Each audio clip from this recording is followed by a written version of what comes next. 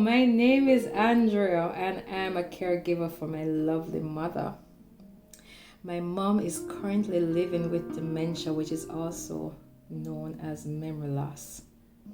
I use this channel to share tips, strategies, share my experiences that I gain each day along my caregiving journey. No 2 days are the same. Hence, I find it very, very important to build a community around caregiving. My channel is geared towards persons who are taking care of their loved ones and persons who are caring for others professionally. I love inviting others who wish to come on and share their caregiving experiences with me on this channel. Thanks again for watching. Thanks for liking, sharing, subscribing, and leaving your comments. I truly appreciate you. Thanks for watching. Hello to all my YouTube families and friends.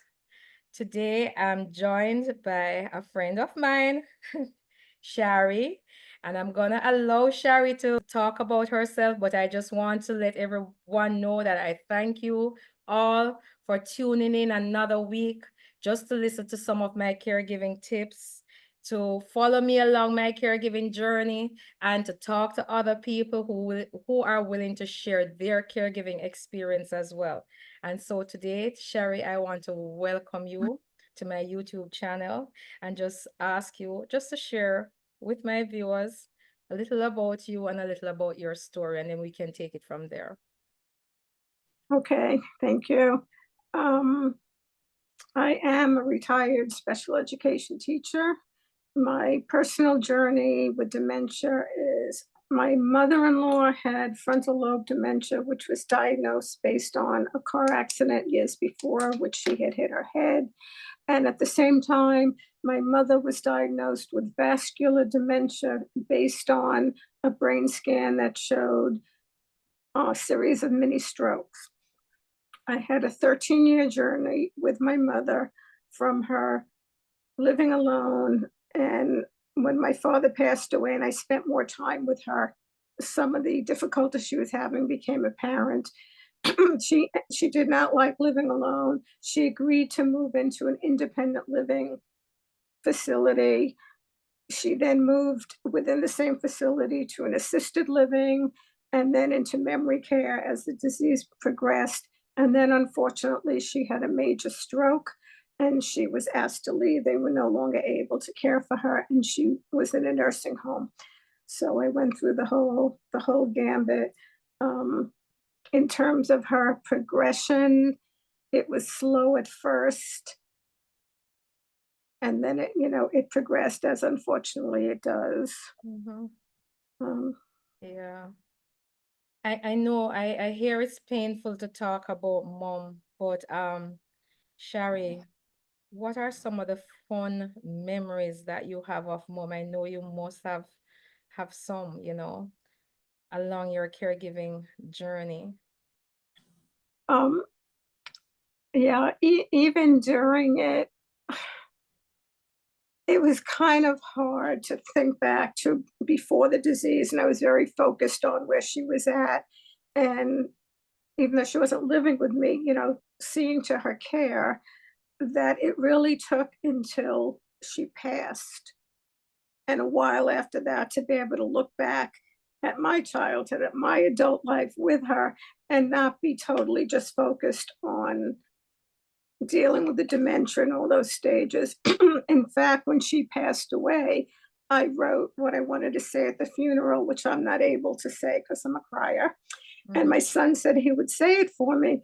Excuse me. So he read it the night before and he said, "Mom, it's nice, but it's all about grandma dementia." And I was like so involved with that that I did not even realize I wasn't saying anything about all the beauty, before. Even during the journey, the beauty was focusing on very much on what she could do, what we could still share, living in the moment, not dwelling as much on what she'd lost or what was going to come. But, little things like when she had gone on puree food at some point, and she liked banana pudding, and the nursing home didn't have banana pudding. So I would make banana pudding and bring it, and I would get the biggest smile. And it was like, talk about enjoy the little moments. It would make me so happy because I couldn't do big things for her. I couldn't cure her, but I could make her happy in that moment. So there was a lot of that. If I would rub her shoulders, she'd say, "Ah, that made my day." Enjoying, focusing a lot on what we could, taking her for a walk. I had brought her to religious services. We went to Shabbat services, and she grew up in a home where Yiddish was the first language, even though she was bilingual. And the rabbi would talk in Hebrew or in Yiddish.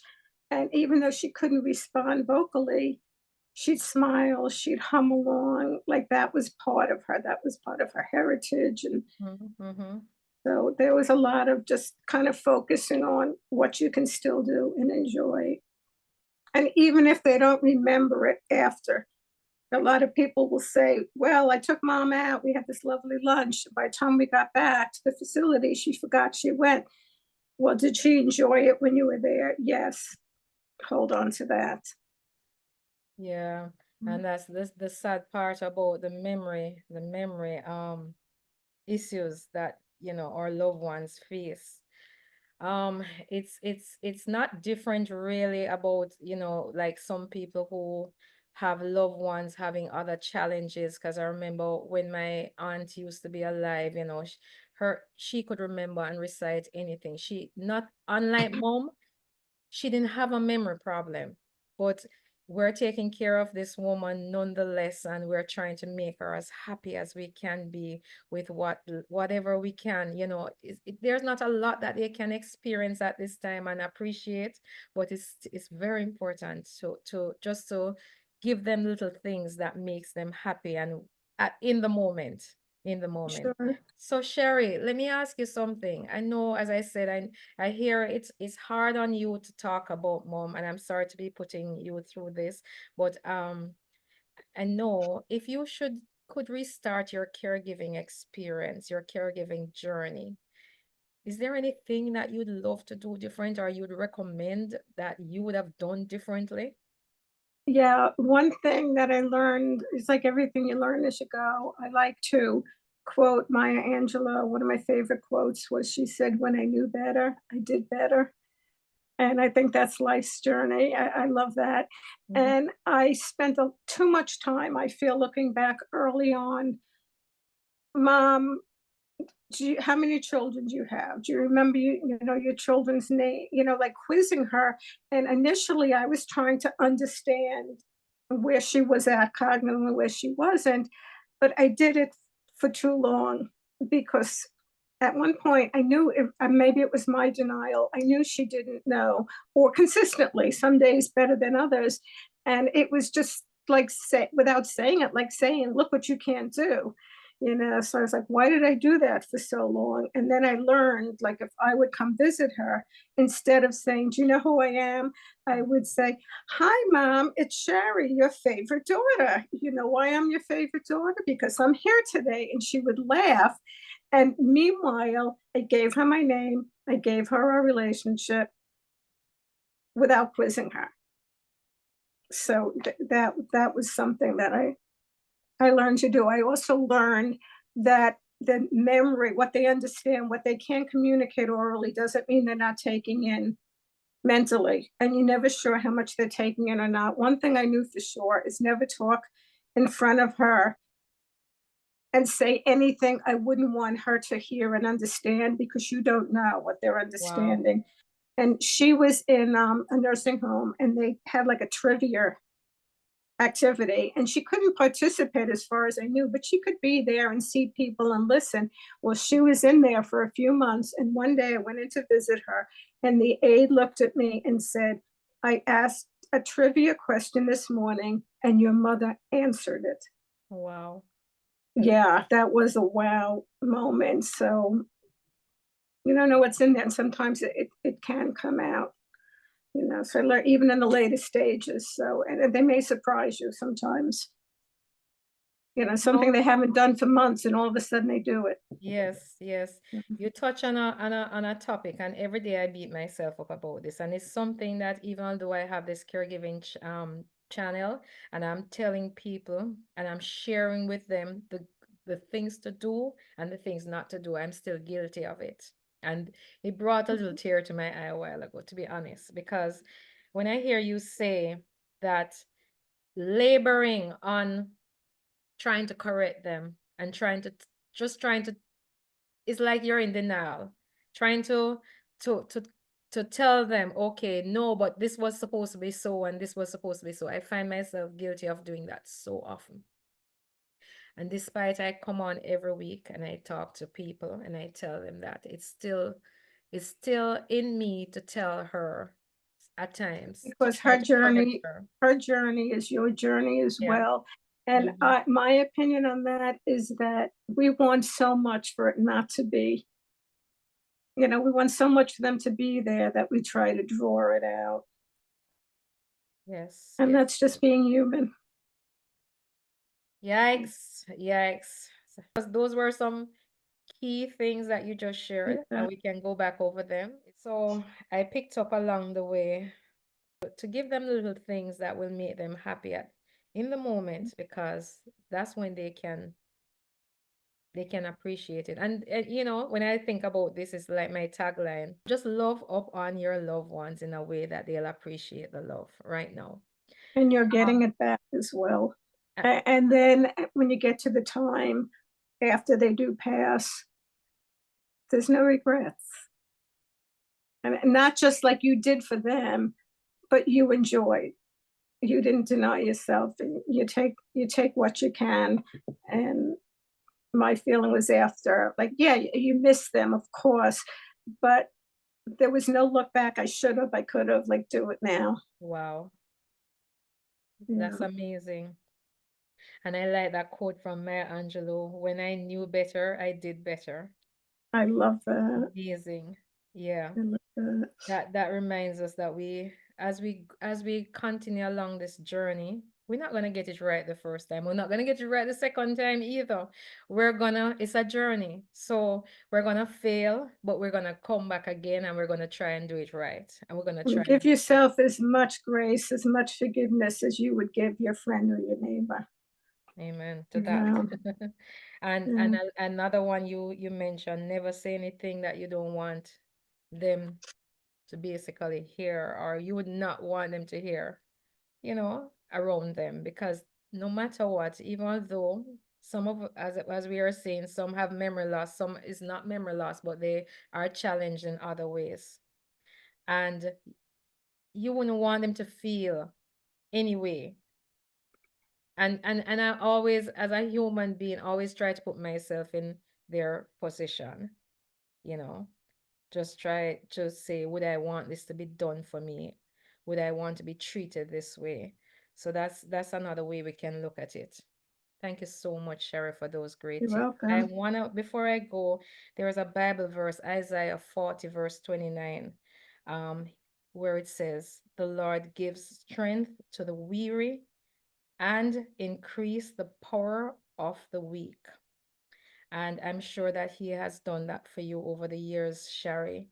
Um, has has given you strength, and he gave you strength to continue the journey. And um, we all just need that extra strength to help us to get through our daily duties and whatever responsibilities that Mm. we have in our caregiving journey.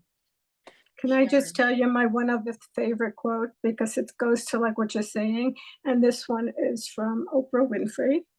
And she said, Every time you go through something hard, you learn something." She said, "Some days I wake up and I say, Lord, I don't want to learn anything today." My God. Those are my That's two true. favorites. That's true because I mean it's as if it keeps hitting you. It's keep coming at you, and It's some called days life, right? So you just wanna pause or whatever. Just say stick a pin right. and Like, say okay, I'm pause. strong. I can do this. And some days you wake up, and it's true in your journey. Some days you're going to wake up and have the patience, and some days you're going to go like, "Oh my God, I love my mother, but like, I wish she just wasn't here today." Wow. And that also is human. Or in terms of my mother not living with me, visiting, there were days that I couldn't bring myself to go. I just didn't have, and that's okay. And that's okay. That's okay. Shari, it was amazing having you here and Mm, just talking my to you and pleasure. rapping with you. Please don't be a stranger. If you have more to share with me, um, reach out to me and we can arrange for another time Same for you here. to come back. Same here. It was a pleasure. Thank you Okay, so much. Andrea, thank you. Thank you. I just want to thank you all again for watching, liking, sharing, subscribing to my YouTube channel. And I do want to wish you a beautiful rest of your day, a beautiful rest of your weekend if it's the weekend, and a beautiful rest of the week if it's the start of the week. Love you. Walk good. Goodbye. Bye.